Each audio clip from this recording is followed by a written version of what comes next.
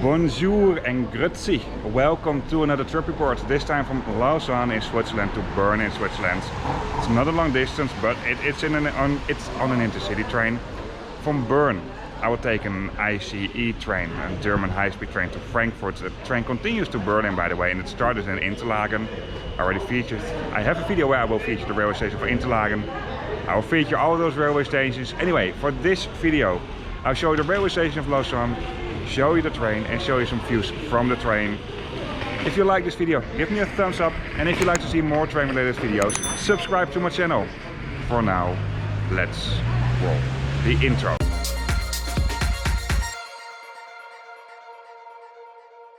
We arrived a day before in Lausanne by taking the Golden Pass route.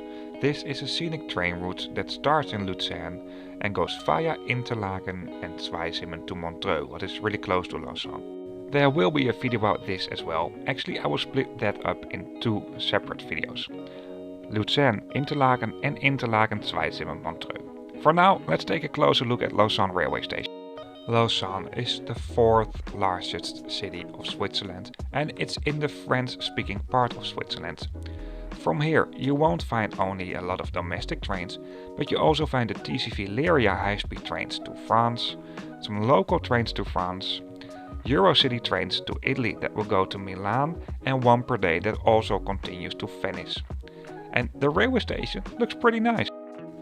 It is what you may expect of a Swiss railway station, but it doesn't feel that Swiss because it's also in the French-speaking part of Switzerland. It feels more like you're in France over here. But I think French people do have another opinion on this, and the Swiss French people also do have another opinion on this. As you may expect, within this railway station you find a big booking hall, and this is Switzerland, so booking halls are not only there to buy train tickets, but you can also buy railway related souvenirs over here. And of course, if you want to go for information, you can also go here. Apart from that, you also find some vending machines for train tickets, and buying a ticket online, that's pretty easy in Switzerland as well. For this trip I traveled with an Interrail, and this is actually a trip I did around Switzerland and Italy. Ticket prices for individual tickets might be quite high in Switzerland, but Switzerland has a high price level in general, and the trains are really punctual. International train tickets, those fares can be quite affordable though. Of course, it depends on the route, the day that you're traveling and how much you book it in advance, but in general international tickets are based on the demand of passengers. For the tickets to France, they are specifically based on one train, but for the tickets to Germany or through Germany, they are based on the entire route, what basically means if you avoid the high-speed trains, the ICE trains, the ticket prices can be very low sometimes, and even last minute. But once again, these tickets are based on the amount of passengers. The earlier you book, the cheaper these tickets are. I will make a dedicated video for this one day, because there's a lot of things to tell about this. If I have uploaded that video, I try to make a link in the description of this video. But first, let's take a closer look at this railway station. At the front there's a taxi stand, there's a bus stop, and this is the only Swiss city that does have a metro system. I will show you the metro in a bit. Within this railway station you find several shops. Some of them you may expect at a railway station, like some fast food places, supermarket, and also a pharmacy for example. Some of these shops can be entered from the front of the railway station, and others are located within the railway station. Within the main hall you'll find a tourist information point, some places where you can wait, but you basically find at several spots within this railway station, and a very big screen that will host information about departing trains. Passenger service information in Switzerland is in general very good. You can enter track 1 directly from the main hall, and all the other tracks you can access them via a tunnel. There are several tunnels by the way, and in some of these tunnels you also find some shops. The platforms are divided in different zones, and these will refer to letters, like for example E you can see here at the right. This is section E at track 1. I will refer to this later on in the video. For now, let's go back to the main hall again, and let's take a look at the metro of Lausanne. You find the entrance to the metro across the street from the railway station, and the metro stop is called Lausanne Gare, what basically means Lausanne railway station in French. You find these stairs, but there's also an elevator to the metro. The metro system is fully automatic, and it runs on rubber tires. This is something you see more often in France, for example. If you're staying here in a hotel, the tourist tax also includes a public transport ticket. So I could go wild with the metro, but I didn't. Lausanne is a hilly city, and if you're traveling with the metro, you can absolutely see this. At one spot you're above ground, and the next spot you're underground. Line maps can be found above the entrance doors, both in the metros and at the platforms. And what I really like about these automatic systems, you have these great views from the back or the front of the trains. For now, it's time to go to my Intercity train that will take me to Bern. And today my train will depart from track 1. As you can see, these screens will host clear route information, and the route information will be combined with the composition information of the train every now and then. This map shows the entire route of the train that I will be taking today. It runs between Geneve and goes to St. Gallen and will call for example Lausanne, Bern, Olten and Zürich.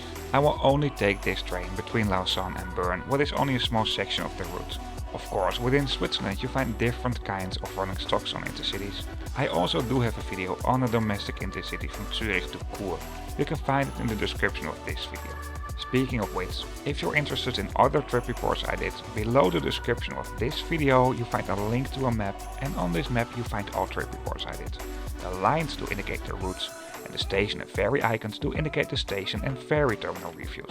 Since I'm creating more trip reports, there will be more lines added to this of course. For now, let's take a closer look at our train and let's start with the exterior.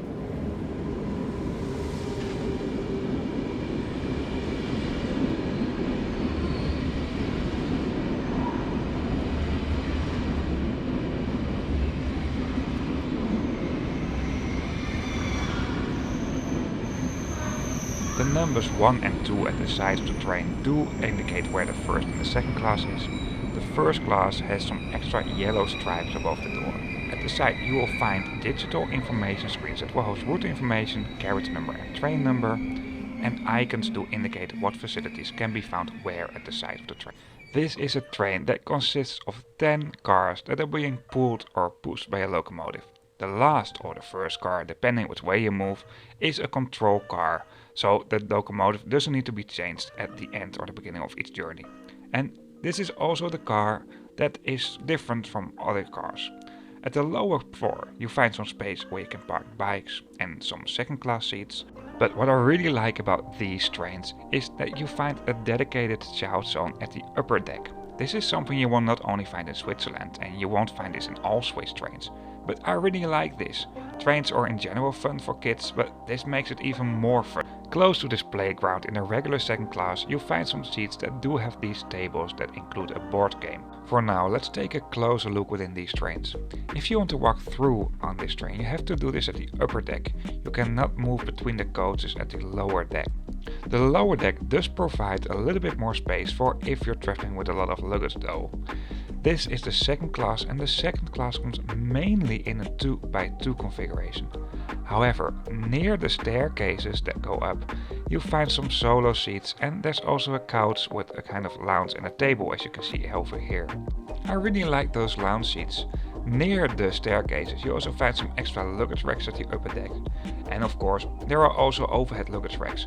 But the overhead luggage racks at the upper deck, they're really small. Maybe they're just big enough for a coat. But you can also use the coat hangers at the side of the train of course. I saw different kinds of second class carriages. The carriages you see over here. And carriages that have been refurbished I think. And they look like this over here. The pattern on the seats and the lighting is a little bit different over here, but for the rest they're basically the same. Basically all seats do face each other. This is typical for Swiss trains, but also allows you to have some extra space for luggage between the back ends of some seats. It is possible to make a seat reservation, but pretty much no one reserves a seat for domestic routes within Switzerland. So if you're only taking one train within Switzerland, I would not do this. But if you're having more trains and traveling, for example, like we do from Lausanne to the Netherlands, it might be worth it. The lower deck comes, well, basically in the same composition as the upper deck, but there's a little bit more space for luggage at the overhead luggage racks, and just like in the second class at the upper deck, you also find some luggage racks at the end of these compartments. Basic route information will be displayed at the end of each compartment, both at the upper and the lower deck and both in first and second class. This will host the routes, the destination, and also the carriage number you're in. You will find a table at the side, and within this table you find a small power plug. You can make the table a little bit bigger, as you can see here, and the tables are quite steady. There's a small garbage can below the seat. All windows, at least the windows at the upper deck, do have a sunscreen. I don't know for the lower deck. You'll find coat hangers right under the luggage racks. And another thing you find right under the luggage racks are the seat numbers. If a seat has been reserved, it will be displayed with a paper right next to the seat number. Yes, you heard it well, a paper. This is quite old school for quite modern trains. Between the first and the second class, you will find the dining car. Within the dining car you find some regular second class seats. At the upper deck you find the regular second class seats at both ends. And in the middle of this car you will find the real dining car, well, the kind of restaurant. I really like this, by the way. I like dining cars in general, but Swiss dining cars do have something special. The dining car is not only at the upper deck, but it also continues at the lower deck, as you can see over here. Although it's not that big over there, but this is a great spot to pick up orders, for example. At the other side from the dining car, from where you find the regular second class seats, you will find the first class. Just like second class, you also find some of these lounge seats over here. And the first class comes in a 2-by-1 configuration, so 2 seats on one side of the aisle and 1 seat on the other side.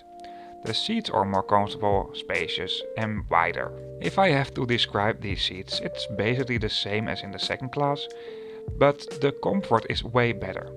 You find a small table at the side with some power plugs. And one thing that's for this seat and that's not for the second class, you can recline them. And well, just like second class, a small garbage can be found at the side. You find special luggage racks at the end of each compartment and at the upper deck near the staircases. Smaller luggage racks can be found above the seats, but just like second class, at the upper deck they are really small, and at the lower deck, well, they're okay-ish. Of course, you can also place larger items between the back ends of the seats, because most seats here do face each other. There are several toilets within these trains, and this is how the regular toilets look like. I really like the pictures on the wall over here. It almost feels like I'm doing my business in the middle of the mountains. Of course, you also find bigger toilets that are wheelchair accessible, but I didn't film that. Near the entrance doors, as you enter the train, you will find some basic information and also a line map of all trains within Switzerland. At last, if you're traveling in one of the carriages with the blue kind of seats, you will find the power plugs at a different spot.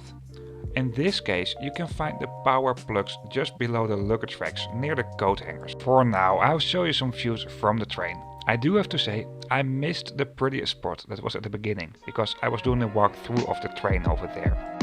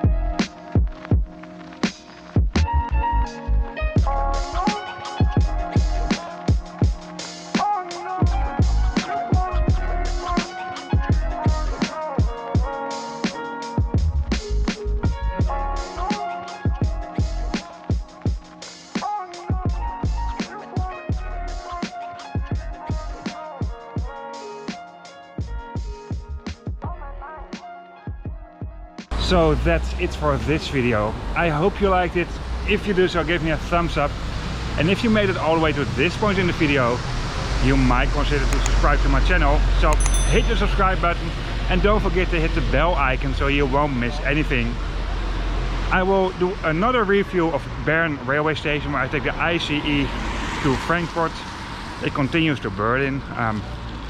Will be in another video. For now, I hope you liked it and see you on my next video.